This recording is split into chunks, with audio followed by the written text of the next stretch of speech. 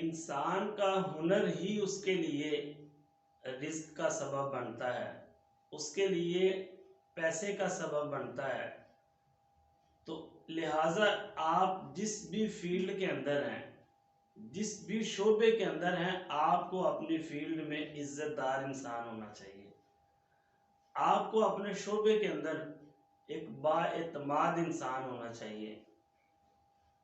اگر لوگ آپ کے بارے میں یہ تاثر رکھتے ہیں، یہ رائے رکھتے ہیں کہ آپ اچھے انسان ہیں، آپ با اعتماد انسان ہیں، لوگ آپ کے بارے میں یہ خیال رکھتے ہیں کہ یار یہ بڑا نیک صفت انسان ہے، جو بھی وعدہ کرتا ہے اس کو پورا کرتا ہے، تو سمجھ جائیں کہ پھر آپ کی روزی روٹی کا جو انتظام ہے وہ اللہ نے کر دیا ہے۔ انسان کو ہمیشہ اپنی فیلڈ کے اندر، اپنے شعبے کے اندر عزت دار انسان ہونا چاہیے۔ آپ جس بھی فیلڈ کے اندر ہیں، آپ جس بھی شعبے کے اندر ہیں، آپ کو اپنی فیلڈ میں ایک اچھا اور با اعتماد انسان ہونا چاہیے۔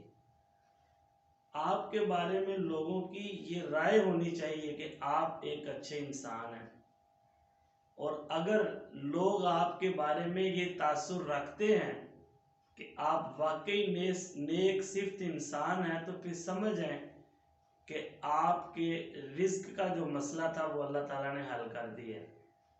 کیونکہ جب انسان کے پاس عزت ہوتی ہے، انسان با اعتماد ہوتا ہے، تو یہ سارا کچھ اللہ تعالیٰ اسے عطا کر دیتے ہیں۔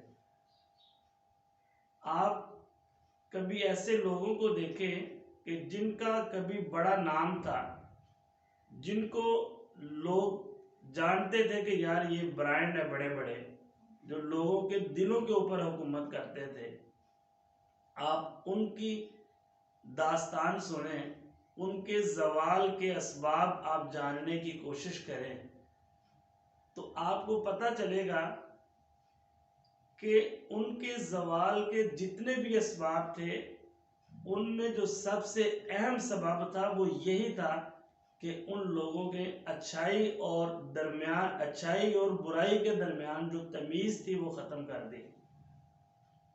اس لیے انسان کو اپنے شعبے میں عزت دار انسان ہونا چاہیے۔ جیسے ہی انسان اچھائی اور برائی کے درمیان تمیز ختم کر دیتا ہے، تو پھر یہ سارا کچھ خود بخود ختم ہو جاتا ہے۔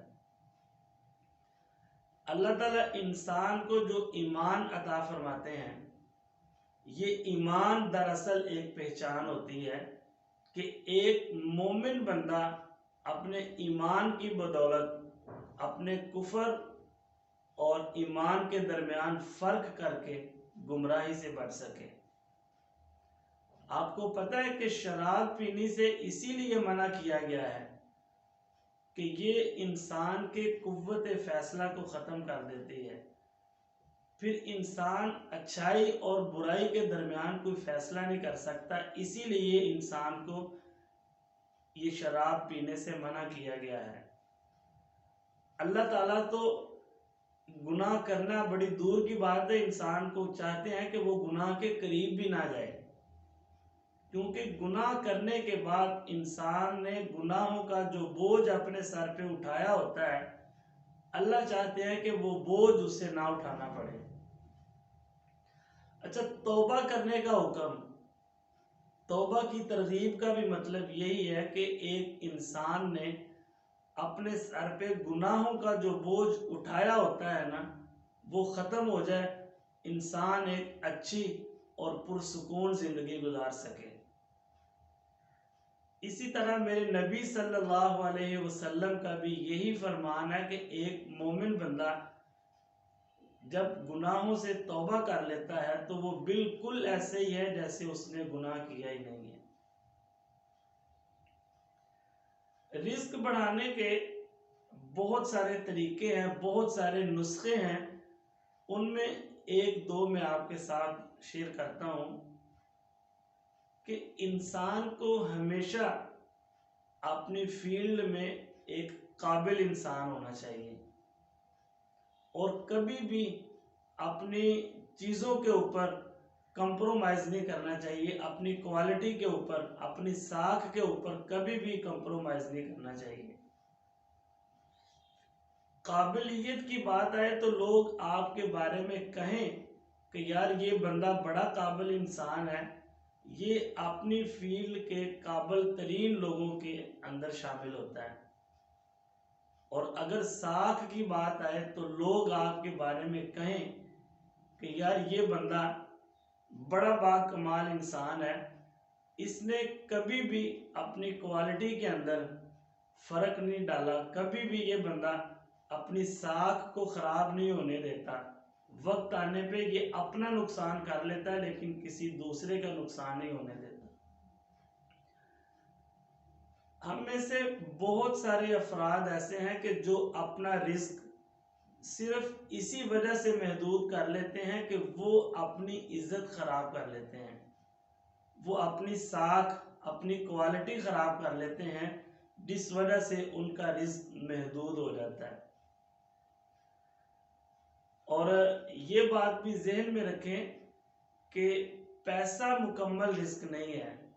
ہم لوگ غلطی کیا کرتے ہیں، ہم براہ راست پیسے کے پیچھے بھاگتے ہیں، حالانکہ ہمیں بھاگنا چاہیے عزت کے پیچھے۔ اگر آپ کی زندگی میں عزت بڑھنے لگے، دوست احباب بڑھنے لگیں، اختیارات بڑھنے لگیں، اولاد بڑھنے لگے، تو پیسہ خود بخود آپ کے پیچھے آ جاتا ہے۔ ہم یہی غلطی کرتے ہیں کہ ہم براہ راست پیسے کے پیچھے بھاگتے ہیں، حالانکہ پیسہ مکمل رزق نہیں ہے۔ یہ دوست احباب، یہ تعلقات، یہ رشتے، یہ عزت، یہ دولت، ساری قیمتی دولت ہے جو اللہ تعالیٰ نے انسان کو عطا کی ہے۔ پیسہ مکمل رزق نہیں ہے۔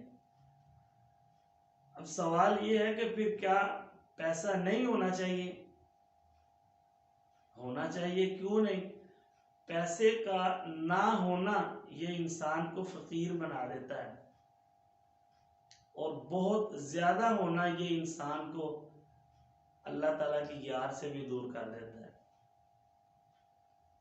پھر انسان کے پاس پیسہ کتنی مقدار میں ہونا چاہیے، اس کے بہت سارے جواب ہیں، ان میں ایک دو میں آپ کو بتاتا ہوں کہ اللہ تعالیٰ نے انسان کو جتنی بھی دولت عطا کی ہے اسے اس پہ راضی ہونا چاہیے، اس پہ اللہ تعالیٰ کا شکر ادا کرنا چاہیے۔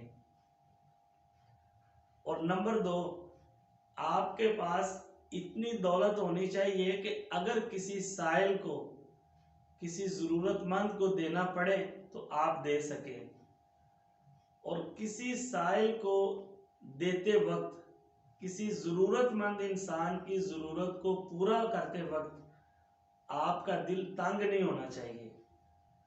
اگر کسی کی ضرورت پوری کرتے وقت آپ کا دل تنگ ہو رہا ہے تو اس کا مطلب ہے کہ ابھی بھی پیسے کی ہوس موجود ہے۔ اچھا، نمبر تین، انسان کے پاس پیسہ اتنی مقدار میں ہونا چاہیے کہ اگر اسے پیسہ چھوڑ کے جانا پڑے، دنیا چھوڑنی پڑے، تو اس کے لیے جانا آسان ہو۔ اگر کوئی بندہ، اس کا آخری وقت آ جاتا ہے تو اس کے اندر یہ خیالات پیدا ہوتے ہیں کہ یار میں نے ایک ایک روپیہ جوڑ کے اتنا پیسہ اکٹھا کیا، میں نے اتنی دولت جمع کی، ابھی میں نے انجوائے بھی نہیں کیا تو مجھے دنیا سے جانا پڑ گیا۔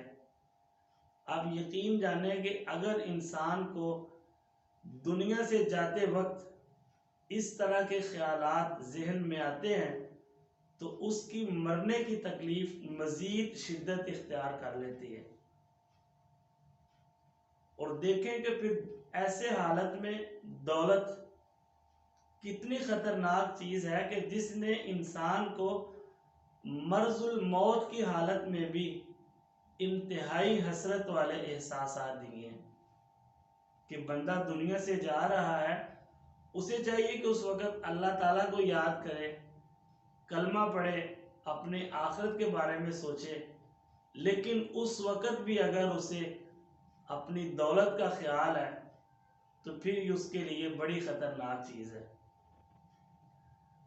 ایک مثال اب دیکھیں کہ ایک کمرے کے اندر بہت سارے لوگ موجود ہیں، اچانک کسی وجہ سے انہیں کہا جاتا ہے کہ بھئی اٹھ کے باہر چلے جائیں۔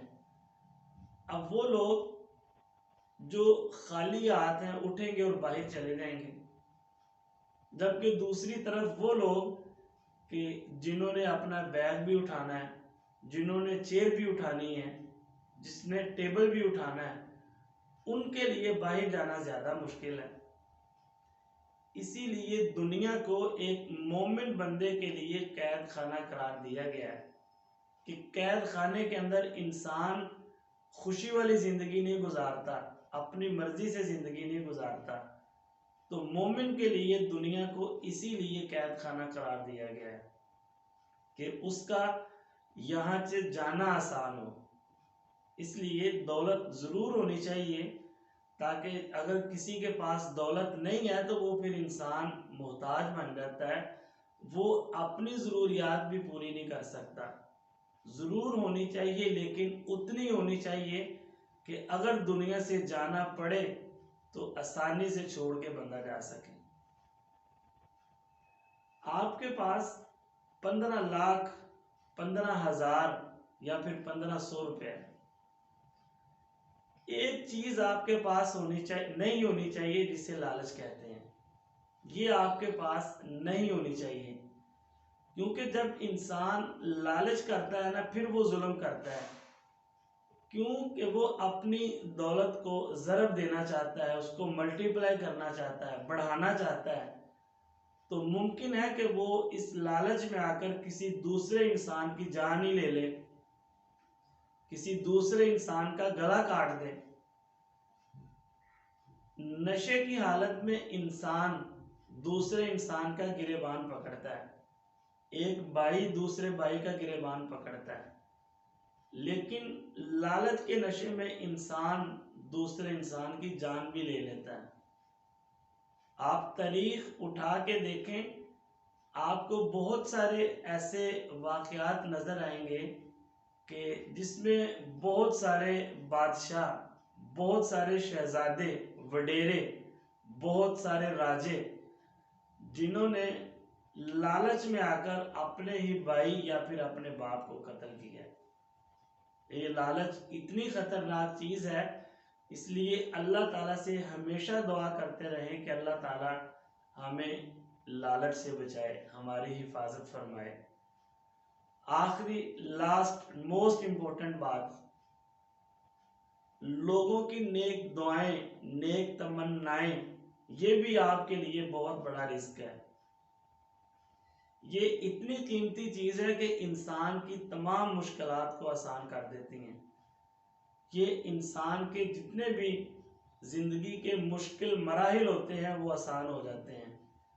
اس لیے آپ نے کسی بھی سفر پہ جانا ہے، اپنی زندگی کے کسی نئے سفر کا آغاز کرنا ہے، اپنا نیا کاروبار سٹارٹ کرنا ہے، نیا بزنس کرنا ہے، کوئی بھی ایسا کام کرنا ہے تو اس سے پہلے اپنے دوستوں کی، اپنے والدین کی، اپنے اساتذہ کی، اپنے جاننے والوں کی نیک دعائیں اور نیک تمنائیں ضرور حاصل کریں۔